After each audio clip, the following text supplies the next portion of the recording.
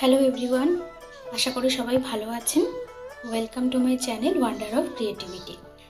সজনে ডাঁটা, পটল, আলু দিয়ে আজকে একটা রেসিপি শেয়ার করছি।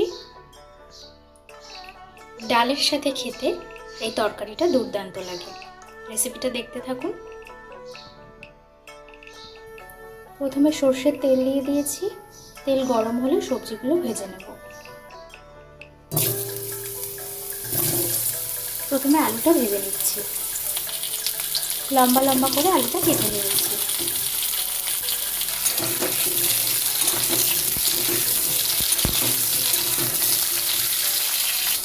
আলুটা লাল করে ভাজা হয়ে গেলে পটলটা দিয়ে দিচ্ছি। পটলটাও লম্বা করে কেটে নিয়েছি। আলুর সাথে পটলটা লাল করে ভেজে দিচ্ছি।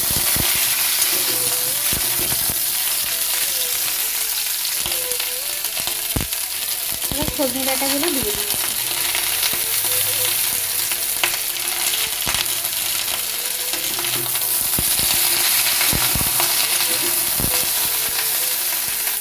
ভাজার মধ্যে সামান্য নুন দিয়ে দিচ্ছি।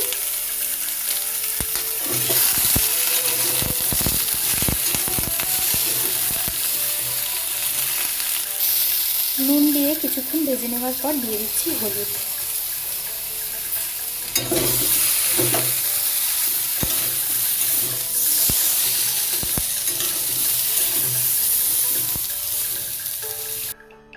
সবজিগুলো ভেজে তুলে রেখেছি। কড়াইতে আরও কিছুটা তেল দিয়ে দিয়েছি। ফোড়নে দিচ্ছি তেজপাতা, শুকনো লঙ্কা, জিরে, দিচ্ছি সামান্য হিং।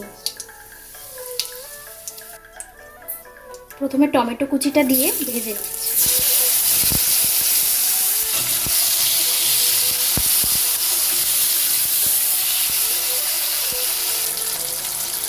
টমেটো ভাজার মধ্যে নুন দিয়ে দিচ্ছি।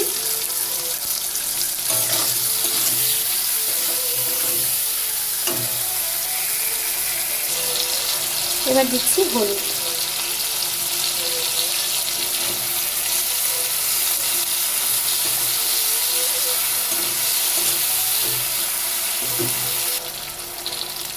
দিচ্ছি সামান্য আদা আর দুটো কাঁচা লঙ্কা একসাথে বাটা।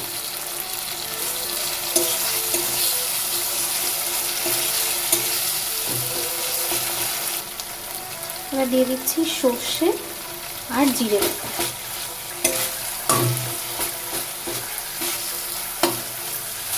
3 চামচ কালো সর্ষে আর 1 চামচ গোটা জিরে একসাথে বেটে নিয়েছি।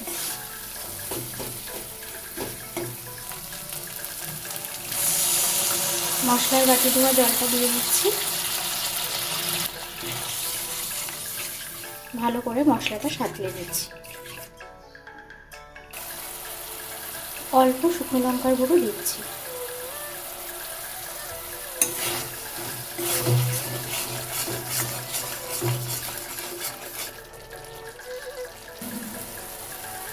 মশলা ভালো করে কষানো হয়ে গেলে ভেজে রাখা সবজিগুলো দিয়ে দিচ্ছি।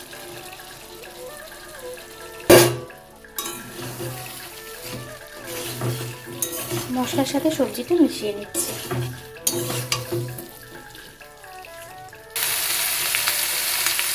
এবার পরিমাণ মতন জল দিয়ে দিচ্ছি।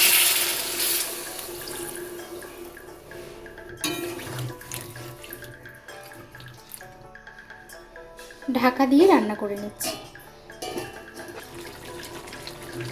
এই রান্নাটা একদম শুকনো শুকনো হবে, তাই আলুটা সিদ্ধ হয়ে গেলে আর জলটাও একটু টেনে গেলে নাড়িয়ে চাড়িয়ে নামিয়ে নিচ্ছি।